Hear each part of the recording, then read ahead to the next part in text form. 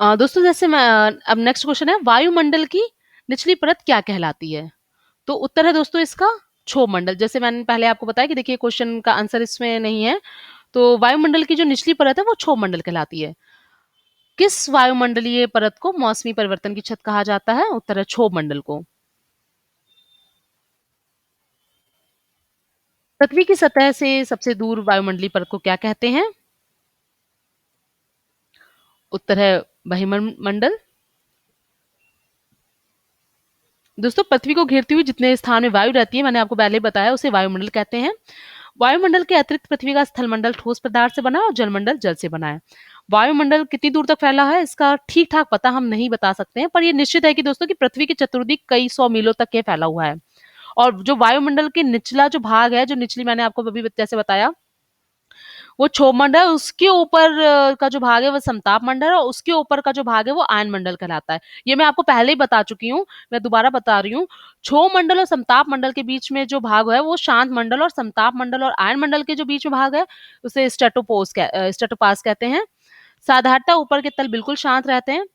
दोस्तों प्राणियों और पादपों के जीवन पोषण के लिए वायु अत्यावश्यक है, ये हम सब जानते हैं। पृथ्वी तल के अपक्षय के पर भी इसका जो बहुत ही गहरा प्रभाव पड़ता है।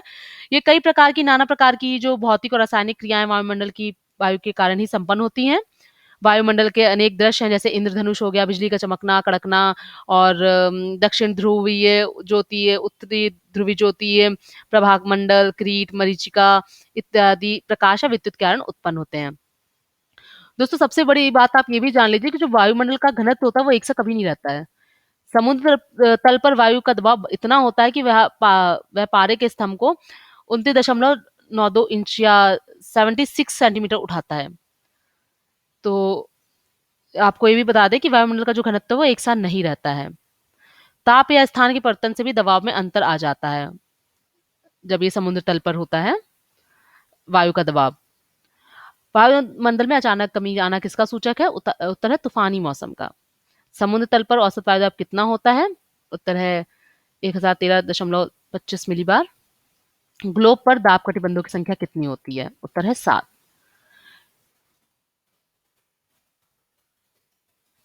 शांत पेटी किस रेखा के दोनों ओर पाई जाती है? उत्तर है भूमध्य रेखा। विश्व के सभी उष्ण मरुस्थल किस पेटी में स्थित है? उत्तर है उपोष्ण कटिबंधीय उच्च दाब पेटी। डोलड्रम पेटी का विस्तार कितना होता है? उत्तर है 5 डिग्री उत्तर, 5 डिग्री दक्षिण। सामान्य वायुमंडल कहाँ पाया जाता है? उत्तर है सागर तल पर। पृथ्वी के वायुमंडल का कितने प्रतिशत भाग 29 किलोमीटर की ऊंचाई तक पाया जाता है? उत्तर है 97%।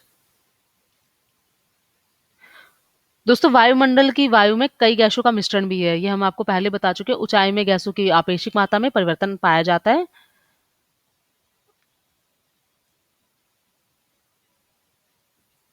दोस्तों और वायु दाब जिसे हम कहते हैं ना वायुमंडलीय दबाव, अथवा हम कह सकते हैं वायु दाब, किसी स्थान के इकाई क्षेत्र पर वायुमंडल के स्तंभ का भार होता है। किसी भी समतल पर वायुमंडल दबाव उसके ऊपर की वायु का भार होता है। यह दबाव भूपृष्ठ के निकट ऊंचाई के साथ शीघ्रता से तथा वायुमंडल से अधिक ऊंचाई पर धीरे धीरे घटता है, परंतु किसी भी स्थान पर वायु की ऊंचाई के सापेक्ष स्थिर नहीं रहता है। दोस्तों और मौसम और जैसे ऋतुओं के परिवर्तन के साथ साथ भी इसमें अंतर आ जाता है, अंतर होते रहते हैं। वायुमंडल पृथ्वी के चारों ओर सैकड़ों किलोमीटर की मोटाई में लपेटने वाली गैसीय आवरण को कहते हैं। दोस्तों वायुमंडल विभिन्न गैसों का मिश्रण है जो पृथ्वी के चारों ओर से घिरे हुए निचले स्तरों में वायुमंडल का संगठन अपेक्षाकृत एक समान रहता है। दोस्तों जो वायुमंडल का संगठन घटक आयतन के अनुसार प्रतिशत है बता देते हैं हम आपको। नाइट्रोजन 78.08% होती है, ऑक्सीजन 20.9%, ऑर्गन 0.93 कार्बन, और जो कार्बन डाइऑक्साइड है वो 0.03%, नियॉन 0.0018 हीलियम, और जो हीलियम है वो है 0.0005। ओजोन है जो ओजोन है वो 0.00006, मतलब 4 जीरो पॉइंट के बाद 4 बार जीरो है, उसके बाद 6। और हाइड्रोजन है जीरो के बाद फिर पॉइंट, फिर 4 बार जीरो, फिर 5 मीथेन। अल्प मात्रा में क्रिप्टन, अल्प मात्रा में ज़ेनॉन अल्प मात्रा में पाए जाते हैं। तो ये मैंने आपको बता दिया है।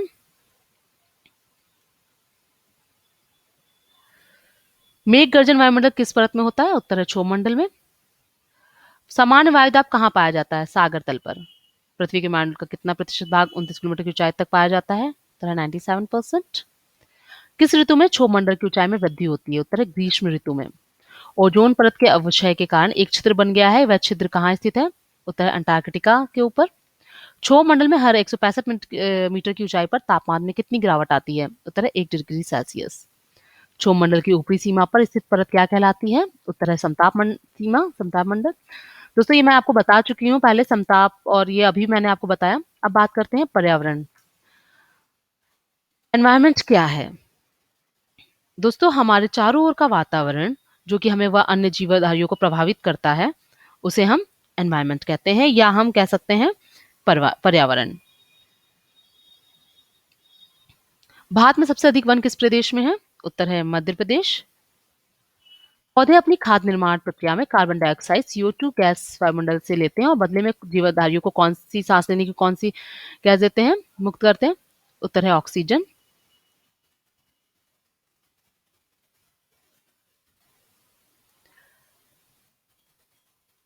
Carbon dioxide, sulphur dioxide, carbon monoxide द्वारा कौन सा प्रदूषण होगा? उत्तर है वायु प्रदूषण। दोस्तों पर्यावरण सभी भौतिक, रासायनिक एवं जैविक कारकों को सम्मिश्रित इकाई है जो किसी जीवधारी अथवा पारितंत्रीय आबादी को प्रभावित करते तथा उनके रूप और जीवन और जीविता को तय करते हैं। दोस्तों हम समान अर्थों में ये भी कह सकते हैं कि हमारे जीवन को प्रभावित करने वाले सभी जैविक और अजैविक तत्वों, तथ्यों, प्रक्रिया और घटनाओं समुच्चय से निर्मित इकाई है। ये हमारे चारों ओर व्याप्त है और हमारे जीवन की प्रत्येक घटना इसी के अंदर संपादित होती है तथा हम मनुष्य अपनी समस्त क्रियाओं से इस पर्यावरण को भी प्रभावित करते हैं। इस प्रकार एक जीवधारी और उसके पर्यावरण के बीच अन्योन्याश्रय का संबंध भी होता है। अन्योन्याश्रय का संबंध भी होता है। पर्यावरण की जैविक संगठनों में सूक्ष्म जीवाणु से लेकर कीड़े मकोड़े सभी जीव जंतु और पेड़ पौधे भी आ जाते हैं और इसके साथ ही इनसे जुड़ी सारी जैव क्रियाएं और प्रक्रियाएं भी हैं। अजैविक संगठनों में जीवन रहित तत्व, उनसे जुड़ी प्रक्रियाएं आती हैं, जैसे कि हो गया चट्टानें हो गई, पर्वत हो गई, नदी, हवा, जलवायु के तत्व इत्यादि।